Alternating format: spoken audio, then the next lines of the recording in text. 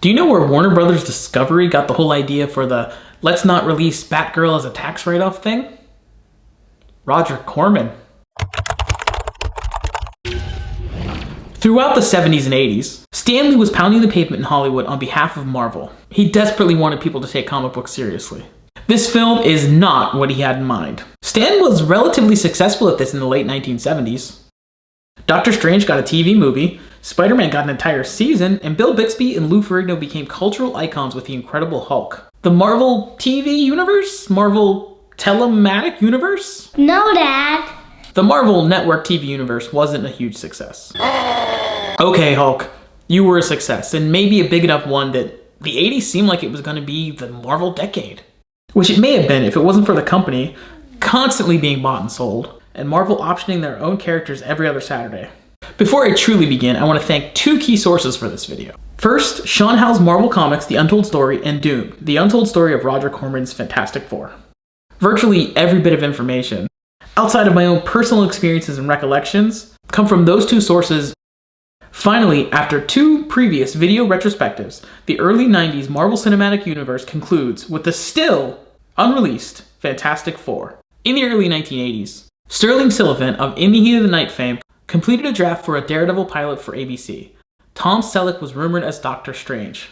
The mustache that kept him from being Indiana Jones almost made him Doctor Strange. Okay, it was Magnum PI that kept him from being Indy, which indirectly does mean the mustache did prevent him from being Indiana Jones. Carl Weathers was interested in being Power Man. He also famously has a mustache. Maybe he could have been Doctor Strange. He has made what one could consider a witch's brew. You take this home, throw it in a pot, add some broth, a potato. Baby, you got a stew going. Disaster film maestro Irwin Allen was interested in a Human Torch film. He probably would have just burned down a building, so it would have been awesome. Roger Corman took out an option for Spider-Man. The X-Men film rights belonged to a Canadian production company. They should have acquired the rights to Alpha Flight. And finally, a Fantastic Four film was placed in turnaround by CBS Theatrical Films. Obviously, nothing came of any of it, save some animation and Incredible Hulk TV movies. The Marvel cinematic and television landscape was a bleak place. Hulk did have Thor and Daredevil, which I also played as I portrayed that version of Daredevil because I had a black sweatsuit and a ski mask. For some reason, I fought Captain America, also wearing mostly black sweats. I also played Kingpin. I personally loved that portrayal of Daredevil, and at the time, didn't know any better, so I liked Thor. I was wrong. I still like that Daredevil, though. Stan Lee's excursion to Hollywood championing the mighty Marvel brand was largely a failure, after several more purchases and acquisitions from corporate overlords. Enter toy genius Avi Arad. In the early 1990s, the X-Men cartoon was killing it, and will be again soon. James Cameron submitted pages for his Spider-Man feature. Jim got $3 million for those pages. And he saved it up to make an eighth of 1 second of the next Avatar movie. Wesley Snipes was ready to play Black Panther, Wes Craven was going to direct Doctor Strange, and 20th Century Fox was doing a live-action X-Men film. Most of those things never happened, but those are big names attached to those projects. Snipes would later become famous for his portrayal of Marvel's Blade, and the Fox X-Men movies continued, until another mega merger ended them, kinda sorta. Not sure what's going on with the next Deadpool movie. But there was one other Marvel project in the works. Roger Corman's Fantastic Four. It's a cheap film from a filmmaker known for making cheap films. And cheap is probably being generous here, and I do not mean it in an insulting way. Unlike Stan Lee, who had kind of been selling the rights to basically anyone, Arad wanted the marquee names. The big studios, high quality, and lots of money. Watch my Iron Man video for some examples of big names that were almost Iron Man. Arad felt it would harm the brand, and he actually paid to have the film destroyed, supposedly. Maybe it's buried in the desert somewhere near copies of E.T. for the Atari 2600. Regardless, enter that little boy with the mushroom haircut. Me. In the early 1990s, I had 5 subscriptions. 1. The Star Wars Insider. 2. Green Lantern. 3. Uncanny X-Men. 4. The Amazing Spider-Man. 5. Wizard, the Guide to Comics. Wizard, the Guide to Comics is a sad dead thing now. But to a comic book loving kid in the early 1990s, it was the Bible. Among other things, Wizard magazine made comics creators superstars. You could probably draw a line From that rock starification of the comics creators, to the growth of Image, and the implosion of the market in the 1990s. Regardless, it was a big deal for me. From the hilarious letters section, I once actually sent a letter with a picture of Strong Guy on it to the letters section. It did not get published, and it was pretty terrible. From that to the questionable price guide, to the casting call, giving hypothetical or dream cast for comic book movies, I poured through every page of every issue. I'd even cut parts out and glue them into my notebooks. Each issue also had a few pages dedicated to movie news or TV news or whatever comic books and other media news, including real images of the Fantastic Four movie, including a real-life thing. The movie was never released, and it was never totally clear why, and even today there's a whole lot of conjecture as to why it was truly shelved. Check out my previously mentioned sources for more specifics on that. In the fall of 1992, producer Bernd Eichinger had a $250,000 option on the Fantastic Four that was expiring at the end of the year. He approached movie makers Troma. They turned it down, not wanting to alienate their fans and their buddy Stan Lee. It then went to Roger Corman, who apparently turns nothing down. I'm willing to do almost anything. Welcome to the Book Nook in our new house. Some key details I should add before we move on. Eichinger bought the rights in 1986 for the aforementioned $250,000. Eichinger couldn't find a studio partner to fund his script, which was budgeted at $30 million. The rights were set to expire on December 31st, 1992, unless production began by the end of the year. And cut! Cut it! Very nice. That's a wrap! He then took the script with an actual budget of $1 million to Roger Corman, although some reports put that budget at $2 million, and production began December 28th of that year. The team at Corman's New Horizons was shocked that the script was theirs. They assumed it must belong to some big studio. However, they were hopeful with it being a co-production. That meant more money, and money actually going into the production of the film, and not other places. And a major theatrical release, or so they thought. On December 1st, 1992, Mark Ruffalo auditioned for the film. He didn't get the part. I wonder what happened to that guy. Three pimples you have, zap. Fight once you don't, zap. Double zap. Okay, sorry different Hulk. I'm just angering Hulks all over with this video. But now, let's fulfill 11-year-old Josiah's dream. To watch this movie and break his mushroom haircut heart. The film opens with Victor and Reed in college. They experiment. It doesn't work. Victor seems to die.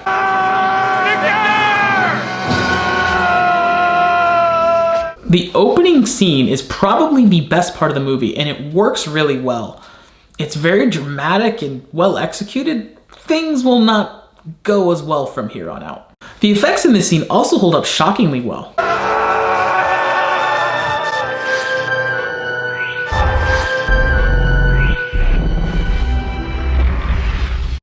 Again, the rest of the effects will not hold up even by 1994 standards, let alone 2022 or 2038 when adult Penny and Prim are rewatching this.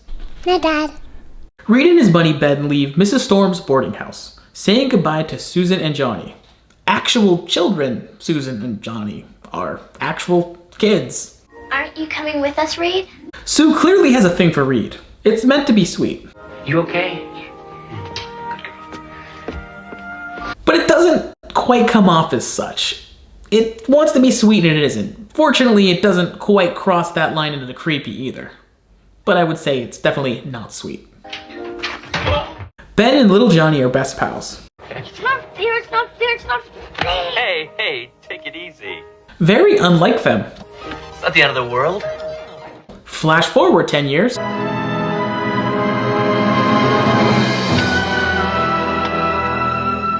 Victor is now Dr. Doom, always lurking in the shadows, watching Reed and the gang.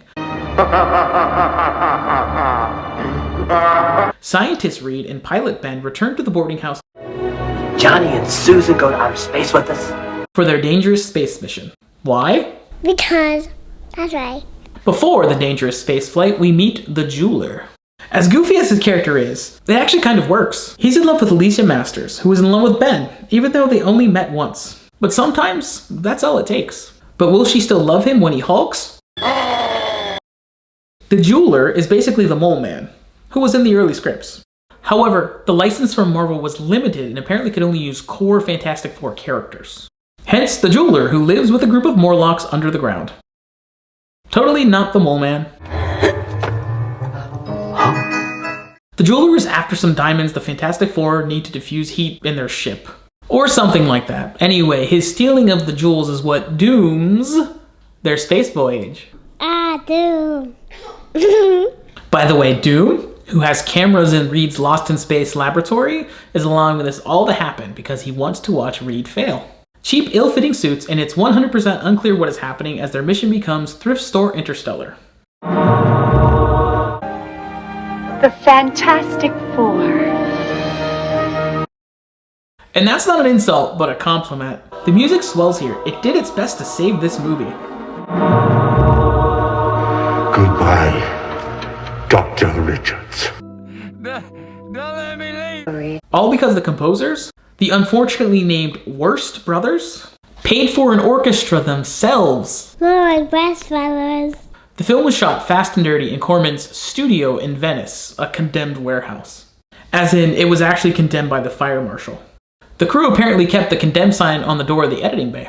The sets were actually recycled from Corman's Jurassic Park ripoff, Carnosaur. That's really fabulous. Stan Lee talked the film down at Comic-Con, saying it was the last film that the lawyers sold the rights to, and that Marvel wasn't creatively involved. He did, however, visit the set, going as far as to bring the donuts one day. How many times did you visit the set of our film, Stan? You have a nice time? He brought the donuts once. No wonder they call it Hell's Kitchen. After wrapping the shoot, director Ole Sassoon and editor Glenn Garland were on to other projects. They continued to work on Fantastic Four after hours, having reels snuck out to them. All of their pickups were shot on the sly with borrowed equipment, and the visual effects, they were an absolute mess. Flame on! The first special effects house seriously oversold their abilities, and the film didn't hold up. Another firm, Mr. Film, did their best with little time and littler money. Is it littler? No, Daddy. No, Daddy. The film was smartly made as the filmmakers tried to minimize these limitations. However, the limitations are still kind of glaring. It is a Fantastic Four movie after all. These limitations show up halfway through the film when a post-crash team ends up in a lab. It turns out they're captives of Dr. Doom. Their powers show up, but are hidden by only being shown in brief snippets and cutaways. But maybe not brief enough. The team battles their way out, and it's wave after wave of cartoon henchmen. It's very much Ned Beatty from Superman's School of Comic Relief Henchmen. And it hurts what is somewhat a serious movie.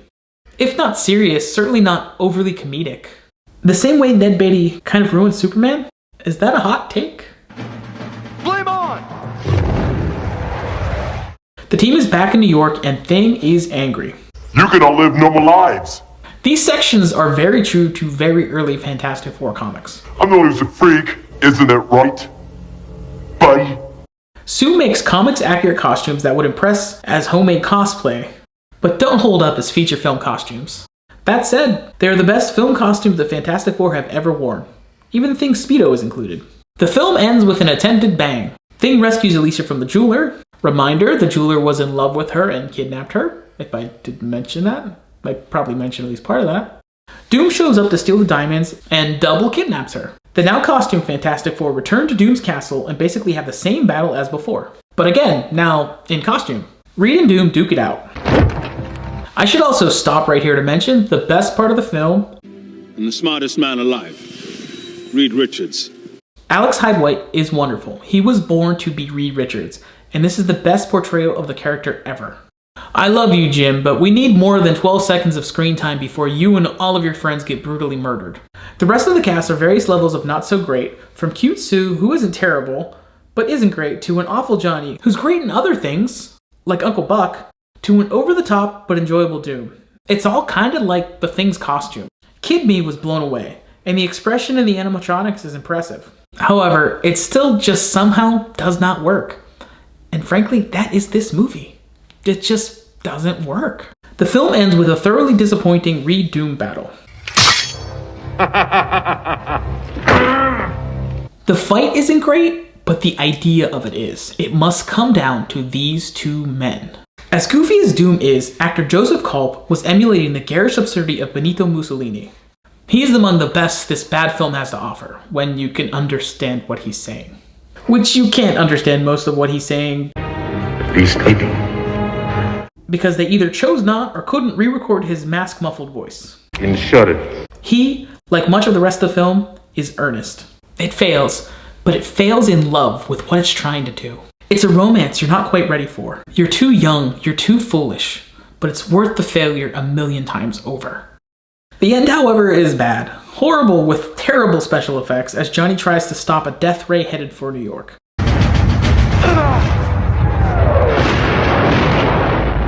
New Horizon and Roger Corman said nothing, as the film, it just seemed to be in limbo. So the cast, they took matters into their own hands. In July of 1993, at the LA Comic-Con, then held at the Shrine, virtually on the campus of my alma mater USC, people lined up to watch the trailer. The cast toured conventions, including San Diego Comic-Con in 1993, bringing the entire crew and the Thing Head. Pictures showed up in publications such as Wizard, where, as I mentioned, I saw it. The film's guerrilla press was gaining them some momentum. The cast and crew planned to premiere at the Mall of America in Minnesota. In 1994, that place was a big deal. The premiere was halted, as the cast and crew received a cease and desist on all promotion. Michael Bailey Smith, who played Ben Grimm, personally spent $12,000 on promotion. He has no regrets, and he shouldn't. But the promotion, like the film, was all a bust. The film could never be more than that. It was never allowed to be, and it was never meant to be. Future me again, or is it present me, or... since you're watching this, it's all past me. Eichinger then handed Corman a check to purchase the movie, which Corman said was for $1 million. So Eichinger essentially paid $2,250,000 for the rights to produce the later, very forgettable mid-2000s Fantastic Four movies. And that's not including any other cost of development he had along the way. He had to pay for people to write that script. It was a result of a deal made before the days of Avi Arad, a deal they regretted. The filmmakers made a sincere effort, the aforementioned love. They loved this project, and as with most bad movies, the story behind the scenes is far more interesting than the movie itself. The Disaster Artist was nominated for an Oscar, but people throw spoons during screenings of The Room. Chris Columbus was interested in the property. This was 1993. Mrs. Doubtfire was a huge hit. Fox wanted the film for Columbus, who would eventually be named as a producer on the 2005 film that did get made. In October of 1993, Arad had sold the X-Men film rights to Fox.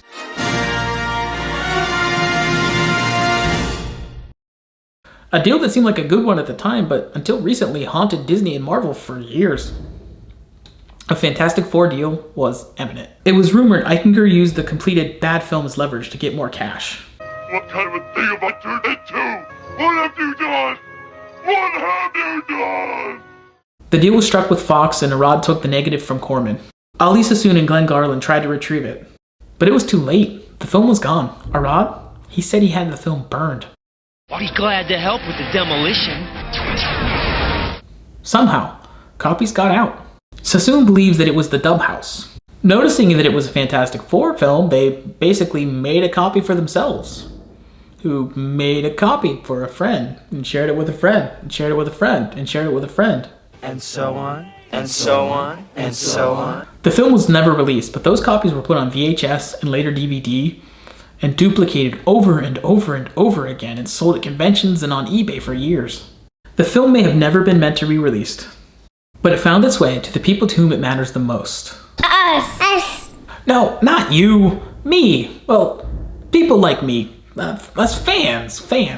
We're fans. We're fans.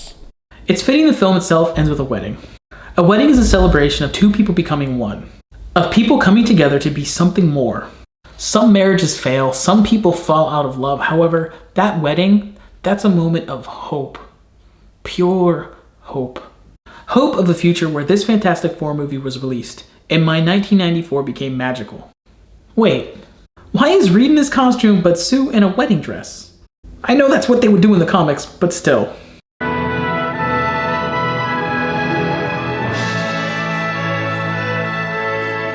Maybe it's best this film wasn't released. Turns out, that's a better story.